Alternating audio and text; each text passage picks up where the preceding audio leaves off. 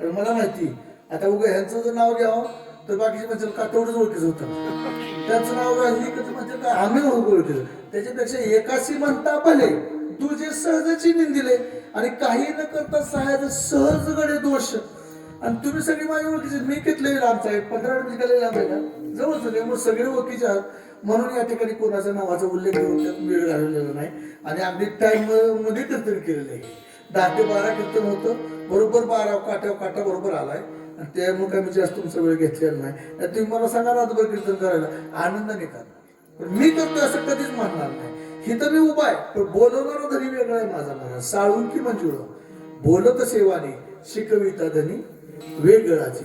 म्हणून या ठिकाणी तुम्ही अगदी श्रवण भक्ती अतिशय चांगल्या प्रकारची केली. मला पेटीचे सूर देणारे आमचे मैत्री महाराज खरंच अगदी जसा पाहिजे तसा मला त्यांनी पेटीमध्ये सूर काढला.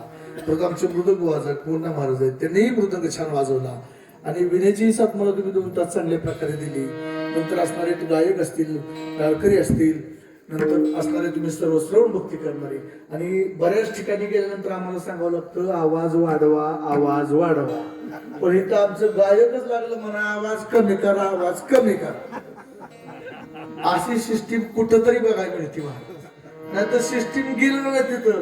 मी तर म्हणतो त्यांना काय बोललोच नाही, कारण आलेलेच बघितलं लय चांगलं वाजतंय. आणि लय चांगलं वाजून जर आपण जर त्यात काय म्हणा गेलं असं करा तसं करा, मग ती महिला घायला काय अक्कल आहे का नाही एवढं भारी वाजून मी आणि काय असेल तसं नाही. काय कीर्तन करायला सवयच असते महाराज. तर सगळं जरी क्लिअर केलं का ना तरी म्हणायचं इको वाढव बास वाढव ट्रबल. त्यालाच कळत नाही इकोन बास ट्रबल काय असते. मग ज्याचा व्यवसाय त्याला ते सगळं कळतं किंवा आता ते वाजवणारे त्यांना कळणार. पप्पा जातलं ज्ञान कुणाला काय ह्यांना खाली बसलेलं नाही. ज्याची त्याला पेटीवाला ज्याला त्यातलं कळतं त्यांनी सांगावं, ज्याला काय कळत नाही तेच म्हणा ती स्वर धरकी त्याला कळतंय की त्या आईशी गेले त्या बाबाचं. मग तसंही अगदी सिस्टीम नंबर 1 आहे.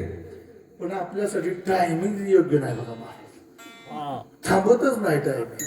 आणि एकदा टायमिंग पुढे जाते ना म्हणून आधीच सावध व्हा. आता तरी पुढे हाची नका करू ना अशा आयुष्याचा सकाळच्या पाया माझे. म्हणजे किती संत महात्म्याने आपल्याला नतमस्तक होऊन सगळ्या गोष्टी सांगितल्यात. चला आता काय तुमचा जास्त वेळ घेत नाही. आणि अगदी सर्वांनी ग्रामस्थांनी मिळून सगळ्यांनी मिळून मला ही सेवा दिली त्याबद्दल मी सर्वांच्या ऋणामध्ये राहीन. आणि आज मी सुरुवातीलाच तुम्हाला बोलून गेलो यशस्वी अवधारी ज्ञान ऐश्वर हे सगळं भगवंताने तुम्हाला द्यावं. आणि जसं आज कीर्तन तुम्ही ऐकताय तसंच तुम्हाला पुढच्या पाड्यापर्यंत सुद्धा रोज कीर्तन भजन ऐकायला मिळावं हीच महत्वाचं आहे महाराज. म्हणून झालेली सेवा भगवान भोलेनाथाच्या चरणी करतो. आणि सेवेला सोडतो राम तुकाराम तुकाराम